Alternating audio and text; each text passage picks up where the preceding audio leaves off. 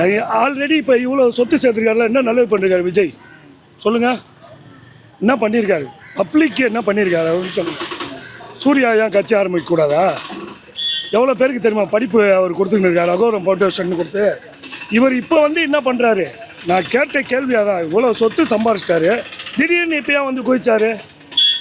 Central போட்டு tight பண்ணிட்டாங்க, அதனால் குதிச்சிருக்காரு. அதான் விஷயம். சினிமா எல்லாருமே தான் நடிக்கிறேன். நீ கூட தான் நடிக்கிறேன், நான் கூட தான் நடிக்கிறேன். எந்த படம் நடித்தாருன்னா அதெல்லாம் பழைய சீனு. சிவாஜி எம்ஜிஆரோடு முடிஞ்சிருச்சு. இடையில விஜயகாந்த் ஒரு ஆள் இருந்துச்சு, வாய்ப்பு போயிடுச்சு. அதுக்கப்புறம் அடுத்த சீன் யாருமே. ரஜினிக்கு இல்லை சொல்லுவாக்கா, ரஜினியே ஏன் ஓரம் கட்டார்? அஜய் அரசியலே வேணான்னு சொல்கிறாரு, போய் அசிங்கப்பட வேணான்னு சொல்லி வேணான்றாரு. எல்லோரும் வரும்போது எல்லாருமே நான் கூட தான் அப்படி தான் சொல்லுவேன்.